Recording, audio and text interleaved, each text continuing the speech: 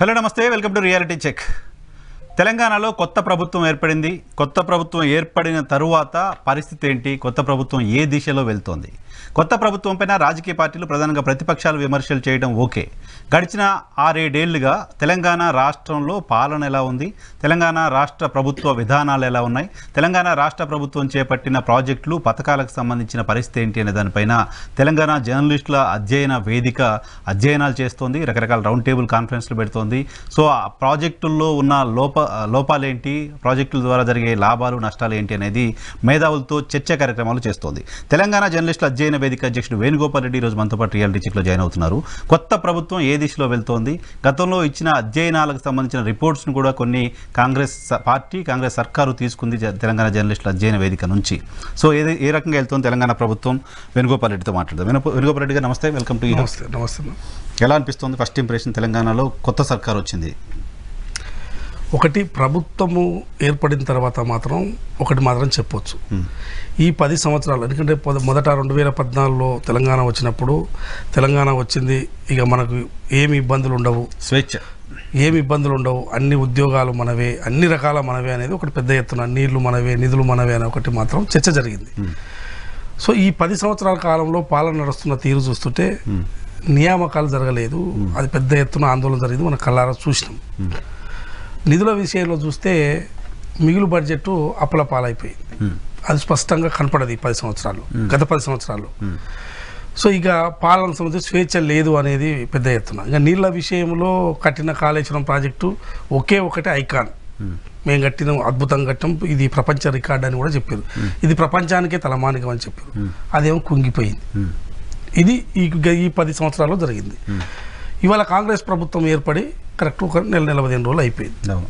So ఈ 15 రోజుల్లో ఏంటంటే తెలంగాణ ఇప్పుడే వచ్చిందా అనిపిస్తుంది, మళ్ళీ కొత్తగా మళ్ళీ తెలంగాణ వచ్చింది, ఇప్పుడు నిజమైన తెలంగాణ వచ్చింది అనేది ఒకటి ఇప్పుడైతే కలుగుతుంది. భవిష్యత్తులో ఎట్లుంటుంది ఏందనేది చెప్పాలి, ఆ ఫీలింగ్ అయితే ఉంది. అంటే స్వేచ్ఛ ఉంది, 40 డేస్ అవుతుంది, స్వేచ్ఛ కనపడుతున్నది.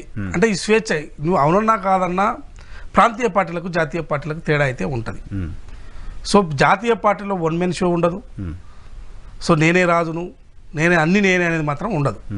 సో స్వేచ్ఛ ఉంటుంది అనేది మనకు స్పష్టంగా ఇవాళ కనపడుతుంది. ఎందుకంటే వాళ్ళు తొలి సంతకం పెట్టిన వెంటనే క్యాబినెట్లో నిర్ణయాలు తీసుకోవడం కానీ, ఈ నిర్ణయాలన్నీ చూస్తుంటే కొంత రేపు ఎవరైనా కలవచ్చు, ఎట్లనైనా కలవచ్చు, యాక్సెస్ దొరుకుతుంది. ఒకవేళ ఒక మంత్రి కలవకపోతే ఇంకో మంత్రి దగ్గరికి పోవచ్చు, ముఖ్యమంత్రిని కలవాలి, ఒకవేళ టైం లేని పరిస్థితి ఉంటే ఇంకో మంత్రినైనా కలిసి చెప్పుకోవడానికి అవకాశం ఉంటుంది. సెక్రటరేట్ ఏ విధంగా ఏదో ఛాంబర్కి పోయి మాట్లాడవచ్చు, ఈ పరిస్థితి మాత్రం కనపడుతున్నది. సో కాబట్టి ఇది కొంత మార్పు కనపడుతున్నది.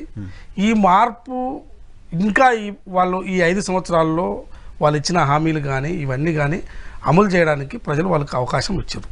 సో వాళ్ళు చెప్తున్న 6 గ్యారంటీ స్కీమ్స్ ఏదైతే ఉందో ఇది 100 రోజుల టైం కాదు, నిజంగా కూడా వాళ్ళు 100 రోజులని వాళ్ళ టైం తీసుకున్నారు, కానీ 100 రోజుల్లో కూడా ఏం సాధ్యం కాదు. 6 నెలలు మినిమం 6 నెలలు పడుతుంది. ఎందుకంటే అన్ని రివ్యూ చేసి ఎవరెవరికి ఏ పథకాలు ఇవ్వాలి, ఎట్లు ఇవ్వాలనే దాని మీద ఏ ప్రభుత్వానికనే సమయం పడుతుంది.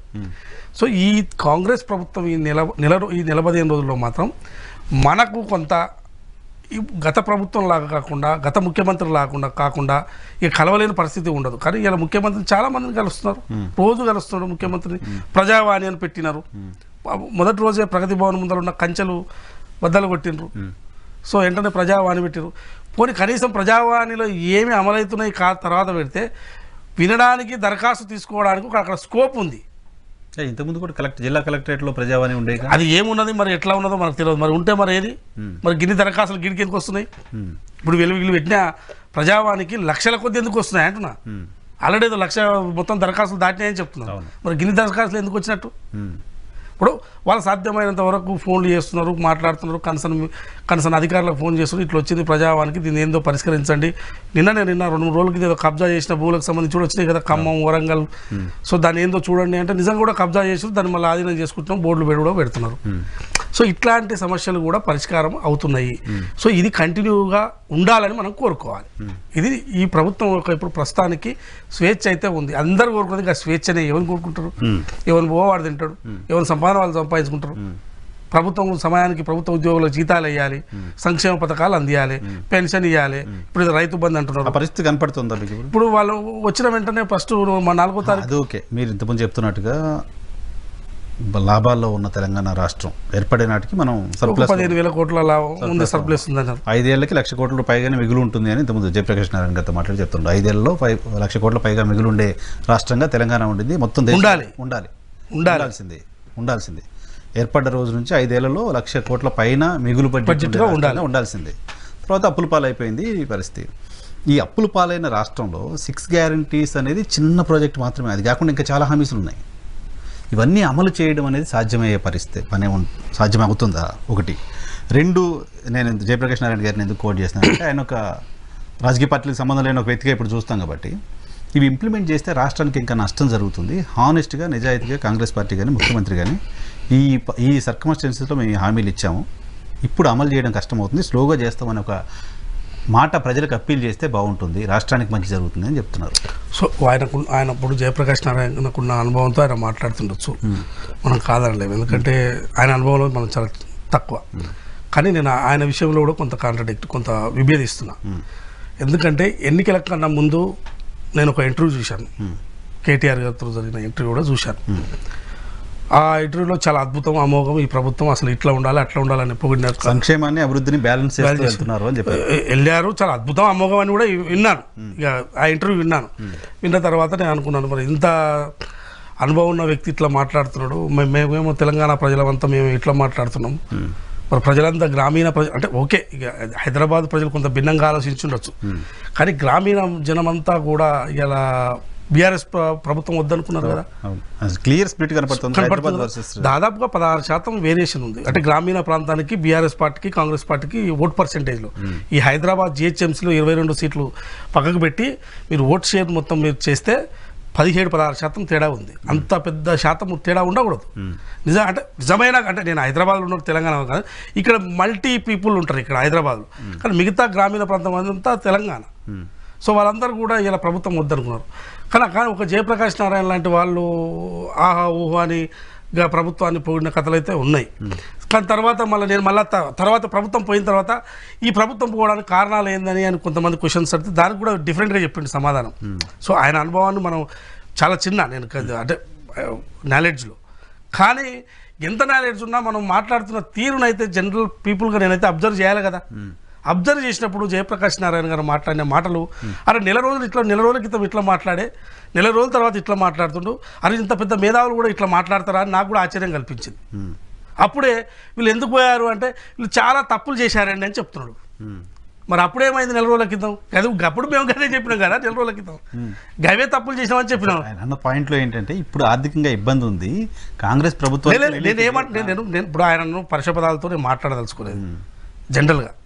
ఎందుకంటే ఆయన మాట్లాడిన అంశాలు రెస్పెక్ట్తో మాట్లాడాలని డిసైడ్ అయినా, పరుషపదాలతో మాట్లాడదలుచుకోలేదు.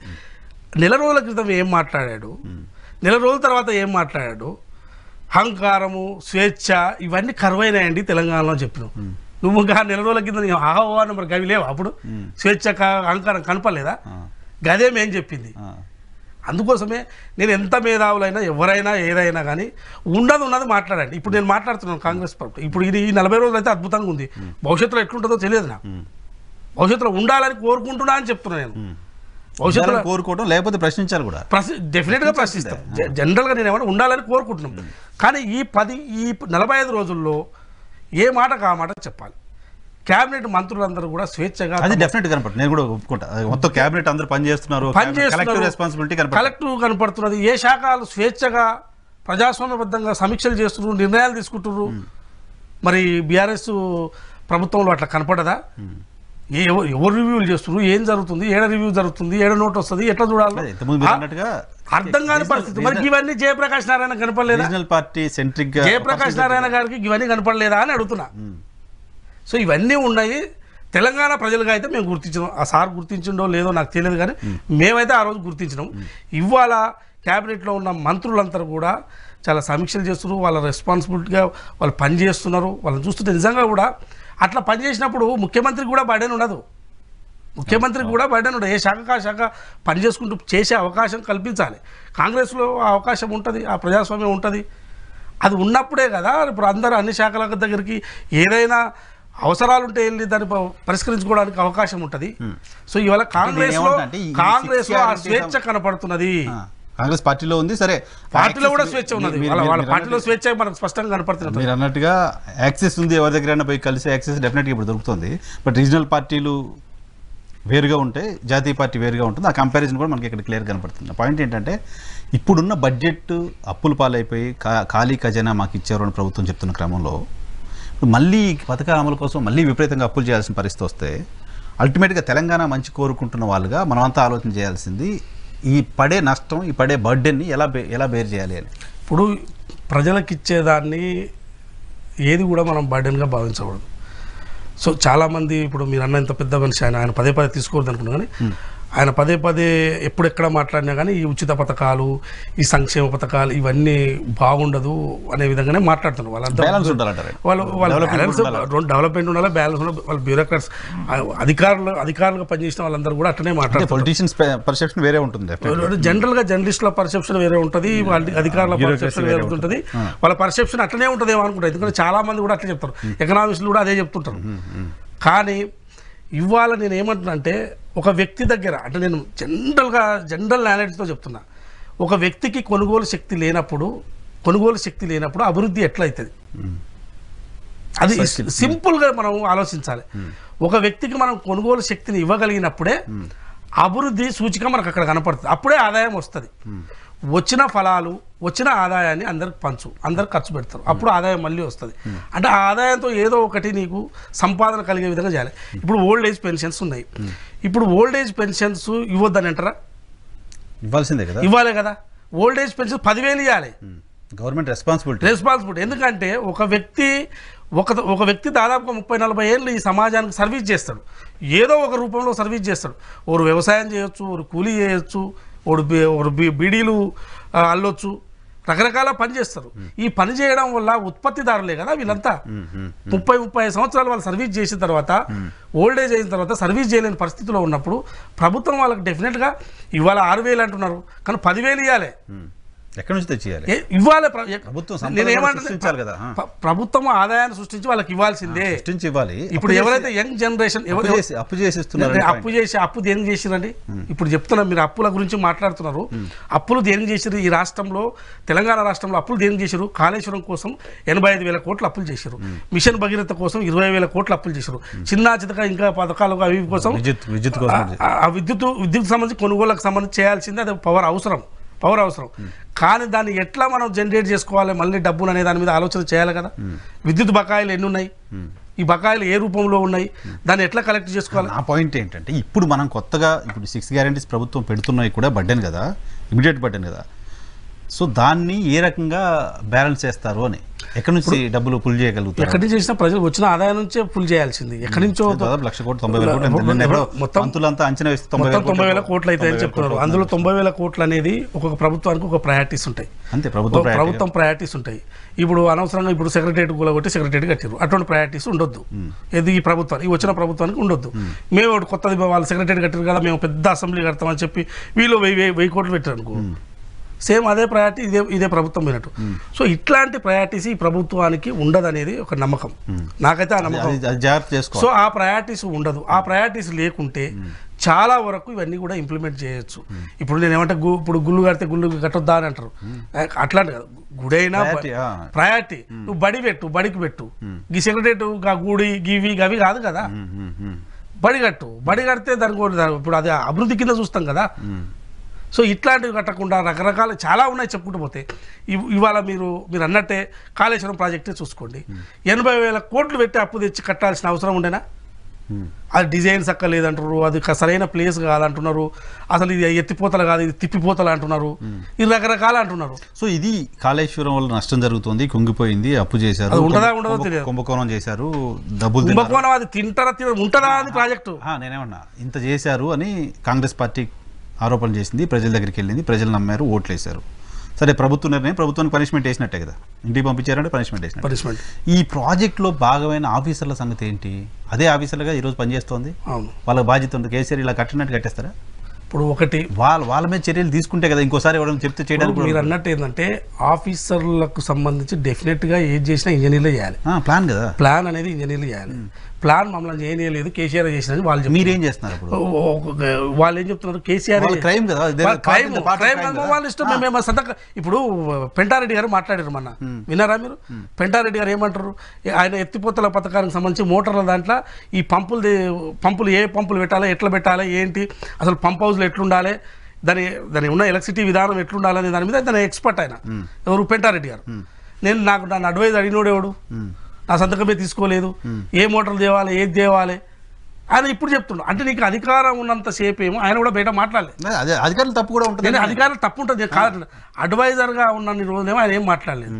ఆయన ఏంది సేఫ్ జోన్గా నేను ఎక్కడ సంతకాలు పెట్టలేదు, నన్ను అడ్వైజర్ అడగలేదు, మొత్తం వాళ్ళే సంతకాలు పెట్టుకున్నారు, వాళ్ళే తీసేసుకున్నారు. అడ్వైజర్ వదిలేండి సార్, చీఫ్ ఇంజనీర్ అది కూడా ఉంది, ఐఏఎస్ అధికారులు. ఇప్పుడు నేనైనా నా సొంత కవిత్వం కాదు ఇది, వాళ్ళే చెప్తున్నది ఏంటంటే ఇప్పుడు పంప్ హౌస్లే ఉన్నాయి, ఎలక్ట్రిసిటీకి సంబంధించిన పంప్ హౌస్కి సంబంధించి ఇప్పుడు ఒక పంప్ హౌస్ కట్టాలి, సివిల్ వర్క్ ఉంటుంది, సివిల్ వర్క్ కూడా ఎలక్ట్రిసిటీ ఇంజనీర్లతో సివిల్ వర్క్ వాళ్ళతోనే డిజైన్ చేయించారని అదొక ఆరోపణ ఉన్నది.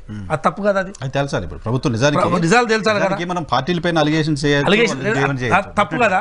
సో ఏదైనా ఇందులో అధికారులు చిక్కుతారు, మంత్రులు చిక్కుతారు, ముఖ్యమంత్రి చిక్కుతారు, కాంట్రాక్టర్లు చిక్కుతారు. నిజంగా ఇది చిత్తశుద్ధితో విచారణ జరిగితే భవిష్యత్తు తరాల కోసం నేను ఏమంటే ఇది చిత్తశుద్ధితో విచారణ జరిగితే అందరు బొక్కలకే పోతారు. కాళేశ్వరం విషయంలో నాకు చెప్పిన రిటైర్డ్ ఇంజనీర్లు చెప్పిన లెక్క ప్రకారం వాళ్ళే అంటారు, ఇన్ని విజిలెన్స్ ఆల్రెడీ విజిలెన్స్ ఏదో నడుస్తుంది. కేంద్ర ప్రభుత్వం సిడబ్ల్యూసీ అధికారులు వచ్చి అద్భుతంగా చేస్తున్నారు, రోజు మాట్లాడు మళ్ళీ వాళ్ళే ఓ రిపోర్ట్, ఇప్పుడు వాళ్ళు ఇచ్చిన సెంట్రల్ డ్యామ్ సేఫ్టీ అథారిటీ వాళ్ళు ఇచ్చింది ఇదంతా లోపభూయిష్టంగా ఉందని మళ్ళీ వాళ్ళే ఇచ్చారు కదా.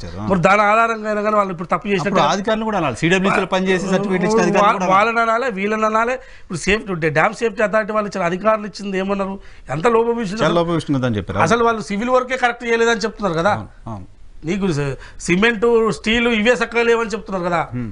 మరి ఇంత లోపభూయిష్టంగా అంత పెద్ద ఉసిక ఏది నీ నదీ గర్భంలో పోయి ఇంత పెద్ద ప్రాజెక్ట్ కడుతున్నప్పుడు నీకు అసలు ఎట్లా ఉండాలి, ప్రాజెక్టు ఏంటి, దాని ఎంత జాగ్రత్తలు తీసుకోవాలి, ఇవన్నీ జాగ్రత్తలు లేకుండా అది కుంగిపోయింది. రేపు నిజంగా కూడా పెద్ద ఎత్తున వరద వస్తే డ్యామే ఉండదు, మొత్తం బ్యారేజే ఉండదు, మొత్తం కొట్టుకపోతుందని చెప్తున్నారు. అంటే రిటైర్డ్ ఇంజనీర్లు చెప్తున్నారు, వాళ్ళకున్న అంచనా వాళ్ళకున్న అనుభవంతో చెప్తున్నారు. సో మరి ఇదంతా వృధా అయినట్టే కదా. సో కాబట్టి ఇవాళ ఈ ప్రభుత్వం చేయాల్సింది ఏంటంటే ఖచ్చితంగా కూడా విచారణ జరపాలి. విచారణ మీరు ఎట్లా జరుపుతారు, ఏం జరుపుతారో నిజాలు బయటికి రా. ఇప్పుడు విచారణ దగ్గర మనం ఏం ఆలోచించాలి, మనం దేన్ని నమ్మాలి? విచారణ సిబిఐ విచారణ చేయాలని గతంలో రాజకీయ పార్టీలన్నీ కోరినాయి. ఇప్పుడు సిబిఐ మీరు రాయండి నేను చేస్తానని కేంద్ర ప్రభుత్వం అంటుంది, ఇక్కడ రాష్ట్ర ప్రభుత్వం జ్యుడిషియరీ విచారణ అంటుంది. నాకు తెలిసి ఈ దేశంలో జ్యుడిషియరీ విచారణ ద్వారా ఎవరో పొలిటీషియనో ప్రభుత్వాన్ని శిక్షించిన పరిస్థితి నాకైతే గుర్తులేదు, నేను ఎక్కడ చూడలేదు. 20 సంవత్సరాల నుంచి ఉన్న దేశంలో జ్యుడిషియరీ విచారణ ద్వారా ఎవరికో శిక్ష పడ్డట్టు నేనైతే ఎక్కడ చూడలేదు. ఇప్పుడు విచారణ వీళ్ళు ఏం జరుపుతారు అనేది అనుకుంటా నిజాలు బయటికి రావాలి. ఇప్పుడు ప్రస్తుతం విజిలెన్స్ సంబంధించిన వాళ్ళు ఆల్రెడీ జ్యుడిషియరీ కూడా రాసినట్టు విజిలెన్స్ నడుపుతున్నారు. సో ప్రాథమికంగా వాళ్ళ దగ్గర ఏం దొరుకుతాయి ఏంటి అనేది అది చూడాలి. జ్యుడిషియరీ అనే దాని మీద ప్రభుత్వం ఇప్పుడు రాష్ట్ర ప్రభుత్వం జ్యుడిషియరీ ఎంక్వైరీ చేస్తామని చెప్తున్నారు. ఇప్పుడు ఒక ఎంక్వైరీ జరుగుతున్నప్పుడు తదుపరి ఏం కావాలి ఎట్లా అనేది మళ్ళీ తదుపరి నిర్ణయాలు జరుగుతూనే ఉంటాయి కదా. ఎందుకంటే ఇప్పుడు సిబిఐ మీద అంటే సిబిఐ అనే వరకు వీళ్ళేమంటున్నారు, పాయింట్ ఏంటంటే డిలే అవ్వకూడదు అట్లా. డిలే ఇప్పుడు ఈ దేశం ఇప్పుడు ఏంటి వచ్చారు ఆయన అన్నాడు ఏదో అన్నాడు చేసి పోయింది అన్నట్టు ఇలాంటి వాళ్ళు ఉన్నారు కాబట్టి ప్రభుత్వానికి ఆ ప్రెజర్ ఉండాలి. వాస్తవానికి కూడా అంటే నేను కూడా అక్కడ ప్రభుత్వానికి ఇది సూచన అనుకోండి, సజెషన్ అనుకోండి. నేనేమంటున్నానంటే చాలామంది ఇప్పటివరకు ఏమన్నంటే కాళేశ్వరంలో అవినీతి జరిగింది, ఇది లోపభూయిష్టం కట్టింది అనేది ప్రజలందరూ ఇప్పుడు నమ్ముతున్నారు. సో ఆ నమ్మకాన్ని వమ్ము చేయకుండా ప్రజల్లో ఉన్న నమ్మకాన్ని వమ్ము చేయకుండా ఈ ప్రభుత్వము సీరియస్గా దాని మీద విచారణ జరపాలి. జరిపితే ఏమవుతుందంటే వాస్తవాలు బయటకు వస్తాయి. వాస్తవాలు బయటకు వస్తే ప్రభుత్వం మీద మరింత ప్రభుత్వానికి ఆరోపణ చేసిన సో వాళ్ళు వచ్చి 40 రోజులు అయింది. ఇప్పుడు రాగానే ఇమ్మీడియట్ వచ్చి కేసీఆర్ మీద పడి ఇమ్మీడియట్ అది కూడా కరెక్ట్ కాదు. సో వాళ్ళు వచ్చి కూర్చొని ప్రాసెస్ ఉంటుంది, ఆ ప్రాసెస్ ప్రకారమే జరపాలి. ఏదో సడన్ అదే మేము అన్నాం కదా, మేము విచారణ ఇస్తాం కదా, వాళ్ళని బొక్కలు ఇస్తాం కదా, ఇమ్మీడియట్ తీసుకుపోయి జైల్లో ఇస్తా, అది ప్రాసెస్ కాదు. లీగల్ గా జరగాలన్నా నీకు మినిమం 5-6 నెలలు పడుతుంది. సో ఈ ప్రాసెస్ ప్రకారం కానీ ఈ ప్రాసెస్ ప్రకారం వాళ్ళు పోతారని నేను భావిస్తున్నాను, కోరుకుందాము. ఈ 6 నెలలు 5-6 నెలలు ఖచ్చితంగా పడుతుంది. రాగానే కేసీఆర్ జైలు అయిపోయి కొంతమందికి ఉండొచ్చు, ఎట్టేసారి ప్రాసెస్ ఉంటుంది.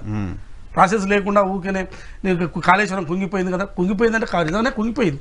దానికి కారణాలు ఏంటి, అసలు ఏంటి, అసలు ఏం జరిగింది, అసలు దీనికి బేసిక్ అసలు నిజంగా ఇది డిజైన్ చేసేటప్పుడు కరెక్ట్ చేసిరా లేదా, డిజైన్ లోపమేనా, ఇదంతా ఇప్పుడు వాళ్ళు డైమండ్ డ్రిల్లింగ్ మిషన్ పెట్టి మొత్తం కోర్ డ్రిల్లింగ్ చేసి దాని మొత్తం దాని సాయిల్ ఎట్లా ఉంది ఏంది అనే దాని మీద అది ఒక మ్యూజియం లాగా పెట్టి దాంట్లో పెట్టి ఇవన్నీ కూడా మొత్తం టెస్ట్ చేసిన తర్వాతనే అక్కడ ప్రాజెక్ట్ కట్టాలా లేదా అనే దాని మీద రిటైర్డ్ ఇంజనీర్లు చెప్తున్నారు. ఇదంతా జరగలేదని చెప్తున్నారు. అసలు ఈ ప్రాసెసే జరగలేదంటున్నారు. అసలు ఇది ఎందుకు జరగలేదు, మరి దీన్ని సిడబ్ల్యూసీ ఎట్లా ఆమోదించింది, ఇవన్నీ ఉన్నాయి. ఇవన్నీ తెలంగాణ సమాజం ముందు ఉంచాల్సిన అవసరం పెద్ద ప్రాసెస్. ఊకనే ఒకగానే సిబిఐకి ఒకగానే దీనికి దానికి అంటే సిబిఐ ఏం విచారణ చేస్తుంది, సిబిఐ యొక్క దాని రోల్ ఏంది, జ్యుడిషియల్ ఎంక్వైరీ దానికి రోల్ ఏంది. ముందుగా విజిలెన్స్లో ముందు ఈ ఇంజనీర్లకు సంబంధించిన విజిలెన్స్ వాళ్ళు చేయాలి. ముందు విచారణ చేస్తే అసలు విషయాలు బయటకు వస్తాయి. ప్రాథమికంగా విషయాలన్నీ బయటకు వచ్చిన తర్వాత ఇంకా ఆధారాలతో ఇంకా మరింత ముందుకు వెళ్ళడానికి అవకాశం ఉంటుందని నాకున్న అవగాహన. చూద్దాం ఆ విచారణలు ఎలా జరుగుతాయి. కాంగ్రెస్ పార్టీ చేసిన ఆరోపణలు నిజమని ప్రజలకు చెప్పాల్సిన బాధ్యత, ఏం జరిగిందో చూపించాల్సిన బాధ్యత కూడా కాంగ్రెస్ ప్రభుత్వం ఉంది. ఆ దిశగా ప్రభుత్వం వెళ్ళాలని కోరుకుందాం. సెకండ్ వన్, ఆదానితో ఒప్పందం చేసుకుంది రాష్ట్ర ప్రభుత్వం. 12,000 కోట్ల రూపాయల పైగా తెలంగాణలో పెట్టుబడులు పెడతారంటున్నారు. ఆదాని పైన ఒక పక్క కాంగ్రెస్ పార్టీ చాలా పెద్ద ఎత్తున విమర్శలు చేస్తుంది. ఆదానికి మోడీ మొత్తం దోచి పెడుతున్నారు, ఇద్దరు ఆదాని కోసమే పనిచేస్తున్నారు మోడీ వేరు కాదు. ఇటువంటి మాటలు మాట్లాడిన కాంగ్రెస్ పార్టీ కేంద్రంలో మాట్లాడుతోంది. ఆదానికి సంబంధించిన వ్యవహారంపై జాయింట్ పార్లమెంటరీ కమిటీ వేయండి అంటూ ఒక 4 రోజుల పాటు పార్లమెంట్ స్తంభింపజేశారు. అటువంటి ఆదాని ఇక్కడ కాంగ్రెస్ సర్కార్తో ఒప్పందం చేసుకోవడం అంటే ఆదానిని ఎలా చూస్తున్నారు మీరు? ఇప్పుడు మీరు చెప్తున్నది అదానికి సంబంధించి దావోస్లో జరిగిన ఒప్పందాలు, ప్రపంచ ఆర్థిక వేదికగా జరిగిన ఒప్పందాలు. సో ఈ ఒప్పందాలను అన్ని దేశాల వాళ్ళు అక్కడ వస్తారు, పెట్టుబడిదారులందరూ కూడా అక్కడ వస్తారు. ఏ దేశాలు ఎక్కడ పెట్టుబడులు ఉన్నాయి, ఏంటి దానికి అనుకూలత ఏందని పెట్టుబడిదారులు వస్తారు. అందులో భాగంగా అదాని వచ్చిందని మనం చూడాలి. అనేక కంపెనీలు వచ్చినాయి. ఆ రాజా కంపెనీ అని, ఏదో గోద్రేజ్ అని, రకరకాల కంపెనీలు తెలంగాణకు సంబంధించి ఒకటి 5,000, 12,000, 4,000 మొత్తం కలిసి 38,000 కోట్ల పెట్టుబడి తెలంగాణకు ఒక్క రోజులో ఈ రాష్ట్ర ప్రభుత్వం సాధించింది అనేది చెప్తున్నారు. రేవంత్ రెడ్డి గారు కానీ అక్కడ ఇండస్ట్రియల్ మినిస్టర్ శ్రీధర్ బాబు గారు సాధించిన ఘనత అని చెప్తున్నారు. సో ఆ ఘనతలో భాగంగా 12,000 కోట్లు అదానివే ఉన్నాయి. ఇందులో ఆయన స్కిల్ యూనివర్సిటీ సమ్ ఇండస్ట్రీలకు సంబంధించి పెడుతున్నాడు అని. ఒకటి ఆయన పెట్టుబడులు పెడుతున్నాడు, తెలంగాణలో పెట్టుబడులు పెడుతున్నాడు. సో ప్రభుత్వ సంస్థలు ఆయనకు అప్పనంగా అప్పచెప్తలేరు. ఒకటి అది చూడాలి మనం. సో కాంగ్రెస్ పార్టీ క్లెయిమ్ అది. కాంగ్రెస్ పార్టీ నేను అంటున్నా, వాళ్ళు ఏం క్లెయిమ్ చేసుకుంటారో నాకు తెలియదు. నేను ఆ కోణంలో చూస్తా. ప్రభుత్వ సంస్థలను ఒకవేళ ఇక్కడ ఉన్న ఆర్టీసీనో, కార్పొరేషన్ ఇప్పుడున్న ఆర్టీసీనో, లేకుంటే రకరకాల ఇంకేమైనా సంస్థలు ఏమైనా ఉన్నాయనుకోండి, ఆ సంస్థలు అదానికి అప్పచెప్తే అది తప్పు. అది తప్పుగా భావిస్తుంది. ఎందుకంటే ఒక సంస్థలకు ఏదైనా మనం ఇక్కడ ప్రభుత్వ సంస్థలు ఉన్నాయి. ఆ ప్రభుత్వ సంస్థలకు ఆస్తులు ఉంటాయి, చాలా అసెట్స్ ఉంటాయి, లయబిలిటీస్ చాలా ఉంటాయి. ఇవి మొత్తం తీసుకుపోయి ఒక కంపెనీకి అప్పచెప్పినాం అనుకోండి, అదానికి అప్పచెప్పినాం అనుకో, దాన్ని తెలంగాణ పౌరునిగా నేను వ్యతిరేకిస్తా. సో అదాని ఒకవేళ 12,000 కోట్లు ఇక్కడ నేను ఇన్వెస్ట్మెంట్ పెడతా, ఒక 2 లక్షల మందికి ఉద్యోగాలు కల్పిస్తా, నేను ఇక్కడ ఒక ఉత్పత్తి అంటే ఏదో ఇన్స్ట్రుమెంట్స్ లేకుంటే రకరకాల ఏదో ఆయన చేసే ఇండస్ట్రీ పెడతా, ఆయన చేసే ప్రోడక్ట్ ఏదో ఇక్కడ ఉత్పత్తి చేస్తా, దానివల్ల ఎంప్లాయ్మెంట్ కల్పిస్తా, ఆ ఉత్పత్తి ద్వారా కూడా ప్రభుత్వానికి ఆదాయం వస్తుంది అంటే దాన్ని స్వాగతించాలి. లేకుంటే నేను ఇక్కడ ఉన్న మొత్తం ఆయనకు అప్పనంగా అప్పచెప్తుంటే డెఫినెట్గా అదానికి సంబంధించిన మందని ఏ కంపెనీ అయినా, నాట్ ఓన్లీ అదాని, ఏదైనా మనం వ్యతిరేకించాల్సిందే. సో ఆయన ప్రపంచ ఆర్థిక వేదికగా ఆయన వచ్చిండు కాబట్టి ఆ పెట్టుబడులను ఖచ్చితంగా కూడా స్వాగతించాలి, రాష్ట్ర ప్రభుత్వం కూడా స్వాగతించాలి. మీరు చెప్తున్న పాయింట్ ఏంటంటే దేశంలో రాహుల్ గాంధీ గారు కానీ అదేవిధంగా రేవంత్ రెడ్డి గారు కూడా ఎన్నికల్లో వాడండి, అది వాస్తవం. సో అదానికి అప్పచెప్పేటివి చాలా సంస్థలు ఏదైనా మీరు అప్పనంగా సో ఇప్పుడు తెలంగాణ రాష్ట్ర ప్రభుత్వం అప్పచెప్పడం కాకుండా తెచ్చుకుంటుంది. నేను ఏమంటే అదానికి అప్పచెప్పే కేంద్ర ప్రభుత్వం అప్పచెప్పే సంస్థలు ఏవైతే ఉన్నాయో, కొన్ని బొగ్గుకు సంబంధించి ఓడరేవులకు సంబంధించి ఓడరేవులకు సంబంధించి కావచ్చు, ఎనర్జీకి సంబంధించిన కొన్ని అప్పనంగా అప్పచెప్పింది తక్కువ. సెజ్లకు సంబంధించి కొన్ని మనం వచ్చిన మీడియాలో వచ్చిన బొనంజా 500 కోట్ల బొనంజా అదానికి సెజ్జులు అని చెప్పి వచ్చినాయి. సో ఈ బొనంజాలు ఇవ్వద్దు అనేది. సో ఈ బొనంజాలు కేంద్ర ప్రభుత్వం అదానికి ఇచ్చింది కాబట్టి దాన్ని వ్యతిరేకించి వీళ్ళు మాట్లాడుతున్నారు. సో ఇక అదాని మొత్తం ఈ దేశంలోనే ఉండొద్దు, అదాని అనేది కాదు కదా. సో పెట్టుబడులు ఎవరైనా పెడతారు, అదాని అయినా అంటరానుడు కాదు. కాదు. కానీ అదానికి ఇప్పుడు ఈ రాష్ట్ర ప్రభుత్వం అప్పచెప్తే తప్ప అది కూడా. సో వాళ్ళు పెట్టుబడులు పెడతామంటున్నారు. వాళ్ళకి కావాల్సిన ఏముంటాయి, ఇన్ఫ్రాస్ట్రక్చర్ మనం ఇవ్వాలి, వాటరు, అదేవిధంగా ఎనర్జీ, ఇవన్నీ ఇవ్వాలి. సో ఎక్కడ ఉంటే ల్యాండ్ అలొకేషన్ చేయాలి. ఆ ల్యాండ్ ఎటువంటి ల్యాండ్ ఇస్తున్నారు, దేనికి ఇస్తున్నారు, ఎందుకు ఇస్తున్నారు, నిజంగా ఎంత పెట్టుబడి పెడుతున్నాడు, అన్ని ఉద్యోగాలు కల్పిస్తారా లేదా, ఇచ్చిన భూములు అనేది ఎత్తుకొని పోరు కదా, ఇన్ని ఉంటాయి కదా తెలంగాణలో. కానీ సంస్థల నుంచి వస్తున్న ఆదాయం, ఇప్పుడు మీరు ఉన్నారు ఒకటి ఔటర్ రింగ్ రోడ్ ఉన్నది, ఔటర్ రింగ్ రోడ్డు మీరు అప్పచెప్పారు, ఇది గత ప్రభుత్వం అప్పచెప్పారు, టెండర్ ఇచ్చింది. సో ఇంత పెద్ద ఔటర్ రింగ్ రోడ్ కట్టి ఇన్ని వేలతో కట్టి మంచి ఆదాయం వస్తున్న సమయంలో ఇంకోనికి అప్పచెప్తే దానివల్ల ఏం ఉపయోగం? ఇప్పుడేం దాని వెనక్కి తీసుకుంటారా? ప్రభుత్వం తీసుకోవాలి కదా, తీసుకోవాలి కదా. వాళ్ళు అన్న ప్రకారం అయితే తీసుకోవాలి. సో అప్పచెప్పారు కాబట్టి మరి అప్పుడు అగ్రిమెంట్ జరిగిన తర్వాత మరి లీగల్ గా కూడా ఉంటాయి కదా, లీగల్ గా ఫైట్ చేయాలి. సో కాబట్టి ఇట్లాంటివి ఒకవేళ నువ్వు ఔటర్ రింగ్ రోడ్ తీసుకుపోయి అదానికి అప్పచెప్పానికి దాని మీద నేనేమన్నా రేవంత్ రెడ్డి గారి మీద పరువు నష్టం దావా వేసింది ప్రభుత్వం వేసింది, గత ప్రభుత్వం వేసింది. నేను అందుకోసం నేనేమంటున్నా, అదానికి ఇట్లాంటి ఔటర్ రింగ్ రోడ్ అప్పచెప్పడము, లేక అదానికి ఆర్టీసీ లాంటి కార్పొరేషన్లు అప్పచెప్పడము, ఇట్లాంటివి మీరు చెప్పినట్టుగా ఆయనకి మనం ఇవ్వడం కాకుండా ఆయన దగ్గర నుంచి మనం తెచ్చుకోవడంలో తప్పు లేదని నేను అంటున్నా. ఓకే, పొలిటికల్ గా రాజకీయ దాన్ని రాష్ట్రానికి వచ్చిన పెట్టుబడిగానే చూడాలి, ఆదానియా ఇంకెవరైనా కానీ పెట్టుబడిగా చూడాలి. ఇక మిగతా రాజకీయ పార్టీలు ఒకరిపై ఒకరు విమర్శ చేసుకుంటే జనరల్ గా జరుగుతుంది. అది పొలిటికల్ అడ్వాంటేజ్ తీసుకునే ప్రయత్నం తెలంగాణకు మంచి ప్రజలు ఎట్లా చూస్తారనేది తెలంగాణకు మంచి జరగాలని కోరుకునే వాళ్ళుగా ఇన్వెస్ట్మెంట్ ని మనం స్వాగతించాలి అంతే. కానీ దాన్ని విమర్శ చేయడానికి అయితే అవకాశం లేదని నేను భావిస్తున్నాను. ఇప్పుడు దావోస్ ప్రస్తావన వచ్చింది కాబట్టి అక్కడ దావోస్లో రేవంత్ రెడ్డి గారు మాట్లాడిన ఇంగ్లీష్ పైన విపరీతంగా ట్రోల్ జరుగుతుంది. సో ఒక రాష్ట్రానికి సంబంధించిన ముఖ్యమంత్రి విదేశాల్లో ఉన్నారు, అక్కడ ఆయన మాట్లాడారు, దాన్ని ఈ స్థాయిలో ట్రోల్ చేయాల్సిన అవసరం ఉందా? ఎందుకు ఈ స్థాయిలో ట్రోల్స్ అవుతున్నాయి అనుకుంటారు? ఇప్పుడు ఇంగ్లీషు అనేది ఒక భాషకు సంబంధించింది. ఇప్పుడు ముఖ్యమంత్రి mother tongue Telugu. So English అద్భుతంగా రావాలని లేదు కదా, నువ్వు కన్వే చేయగలిగితే చాలు. సో ఆయన ఈ కెన్ కన్వే చేయగలుగుతున్నాడు, కమ్యూనికేట్ చేయగలుగుతున్నాడు. సో దాన్ని ఇంగ్లీష్ గ్రాంధిక భాషలో చేయాలంటే అంత అవసరం కూడా లేదనుకుంటున్నాను. సో ఆయన మాట్లాడినది నాకు అర్థమైంది. మిగతా వాళ్ళకు అది కొంత గ్రాంధికంగా ఉండాలి, ఇంగ్లీష్లో కూడా గ్రాంధికంగా ఉంటుంది కదా, ఉండాలని అనుకున్నారు అనుకోండి. ఇక ఇప్పుడు అంత ఇంగ్లీష్తో అయితే మాట్లాడితేనే పెట్టుబడి నాయకులు చదువుకునే రావాలి అనేది నేనేమంటే, అంత ఇంగ్లీష్ మాట్లాడితేనే పెట్టుబడులు వస్తాయి అనుకుంటే అది అమాయకత్వం. ఇంగ్లీష్తో కూడా 35,000 చాలు. మరి ఇప్పుడు మీరు దావోస్ అంతకన్నా ముందు కేటీఆర్ గారు పోయారు, ఎంతో 4,000 రీసెంట్లీ పోయిన 2023లో కదా పోయింది, మొత్తం 4 సార్లు పోయింది కేటీఆర్ దావోస్. ఎవ్రీ జనవరి 4 times పోయింది. మొత్తం 4 times పోతే వాళ్ళు ఎన్ని తెచ్చారు ఏందో తెలియదు. పోయినసారి ఏదో 4,500 కోట్లు తెచ్చారు. వీళ్ళైతే ఒకసారి పోయారు 38,000 కోట్లు అయితే తెచ్చారు. వచ్చిన ఇంగ్లీష్తో మాత్రం 38,000 కోట్లు అయితే వచ్చినాయి. మరి వాళ్ళు ఇంగ్లీష్ చూసి ఇచ్చిరా 38,000 కోట్లు అంటే నాకు తెలియదు. అక్కడ ఇక్కడ ఉన్న పరిస్థితులను బట్టి, ఇక్కడ ఉన్న అన్ని రకాల వసతులను బట్టి పెట్టుబడులు వస్తాయి తప్ప దాని మీద వస్తాయి తప్ప ముఖ్యమంత్రి మరి రాష్ట్ర ముఖ్యమంత్రి మరి ఇంగ్లీష్ మాట్లాడుతున్నాడు, పెట్టుబడి పెట్టాలా పెట్టొద్దు అనేది అంత పెట్టుబడిదారు అంత అమాయకంగా ఆలోచిస్తాడని నేనైతే అనుకోవట్లేదు. దాన్ని మాట్లాడే వాళ్ళు, భాష గురించి మాట్లాడే వాళ్ళు నిజంగా కూడా ఇది అమాయకత్వం కిందనే చూడాలి తప్ప ఏముంది ఇంగ్లీష్ రాకపోతే ఇక బతకలేమా? అసలు మనం ఇంగ్లీషునే వద్దనుకున్నాం కదా, ఇది బానిస భాష అనుకున్నాం కదా.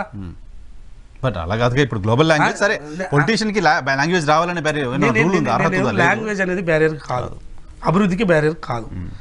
దాన్ని పదే ఆయనకు ఇంగ్లీష్ మాట్లాడదు రకరకాల అంటే నీకు తమిళం వస్తుందా ఐడెంటైన్, లేకుంటే ఇంకో రాజస్థానీ భాష వస్తుందా, గుజరాతీ వస్తుందా, ఏ భాష ఓకే నువ్వు వరల్డ్ లాంగ్వేజ్ అనొచ్చు.